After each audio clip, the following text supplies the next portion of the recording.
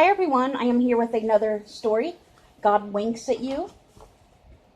Hope you guys are enjoying this new book. I really am.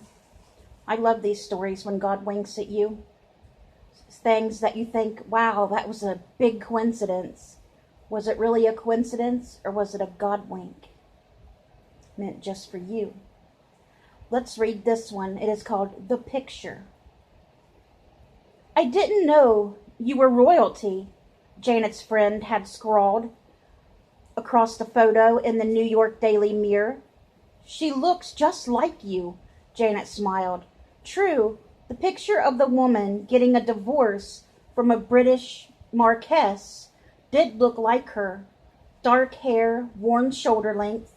Janet was amused, and she tucked away the newspaper clipping dated May 21st, 1954, with some of her other memorabilia. 50 years passed. At age 38, David Gutterman had come to the place in life where he'd accepted the notion that if the right girl didn't happen along, he'd tolerate staying single. But when he met Romania Orthwin, a 39-year-old fine art photographer, he knew she was the one. And she felt the same way. They'd met on a blind date, and there was an instant attraction. In a rapidly moving courtship, David and Romania visited the home of her parents in Westchester County, New York. Spotting a collection of framed family photos, Romania was astonished. Your mother looks just like my mother did, she said, pensively thinking of the image of her own mom in a photo on her bureau. Romania's mom had died when Romania was only 9 years old. That was my mom's engagement picture, remarked David, as they continued their tour of the house. Over the next few months, David and Romania's chemistry continued to click, and soon they were talking about marriage. David began thinking how he could make the proposal special. Then it dawned on him. On several occasions, Romania had suggested they leave Brooklyn, where they lived, and go into Manhattan to visit some Soho art galleries. Frankly, he'd been unenthusiastic about that notion, but perhaps now this could be the perfect play to get her alone in a place she'd never forget. It's such a nice day. Why don't we walk across the Brooklyn Bridge, then grab a cab on the other side into Soho, he suggested nonchalantly. Romania was thrilled. Halfway across the bridge, David motioned for them to stop and sit on a bench. This was the moment he planned. I have a present for you, he said, pulling a wrapped gift the size of a book from his pocket. Oh, I love presents, exclaimed Romania, thinking it might be a book of poetry. Instead was a silver frame with a striking photograph of the two of them that she'd never seen. In the picture, they were dancing. David was whispering something in Romania's ear, and she was smiling. Thank you so much. I love it, said Romania. How do you like the frame? Asked David. She looked at him quizzically. It's silver, he prompted. It matches the box. What box? From his other pocket, he pulled out an antique silver ring box.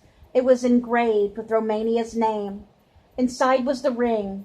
Will you marry me? He asked as she opened the box. Sparkles in her eyes. She smiled, hugged him, and said yes, oh yes. They ran all the way back to the Brooklyn to make phone calls to tell everyone. I knew he didn't really want to go to those art galleries, said Romania playfully. In a quiet moment, cupping the antique silver ring box in her hands, she wistfully thought of her mother, wishing she could be with her now to share her joy. Preparations for the wedding began immediately. Romania scheduled an engagement party in St. Louis, where her father lived and she grew up, and another one in New York where David was raised.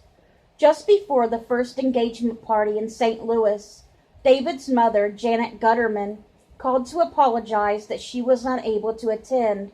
She was feeling ill.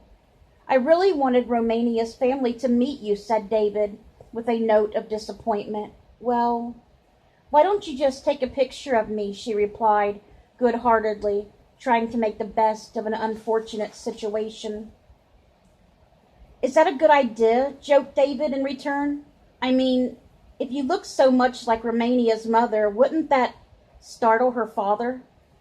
Tell me more about Romania's mother, inquired Janet with interest, mentally noting that David had previously mentioned their similar looks. Well, she was married to the Marquess of Milford Haven, David Mountbatten. Then she smiled. Romania's father, about 10 years before she died. He said, testing his memory. That triggered a thought. Why does that feel familiar, wondered Janet. Something from long ago. Later, nagged by curiosity, she went to a small trunk in the attic where she kept memorabilia. Shifting through souvenirs of past years, she came upon the old newspaper clipping that for some reason she had kept. The 1954 photo of a woman whose likeness of her appeared in the New York Daily Mirror. The one a friend had sent with the note, "She looks just like you." As Janet glanced at the caption on the old photo, she gasped. She immediately called her son. "David, I have an old picture in a newspaper. I can't believe it," she said breathlessly. "I have goosebumps. The woman who looks like me in the newspaper is Romania's mother." She reread the caption just to be sure it was true. It had to be Romania. Had said that she had her mother shared the same first name. The caption on the old newspaper photo stated that Romania Pierce Simpson was divorcing the Marquess of Milford Haven. I was speechless, said David.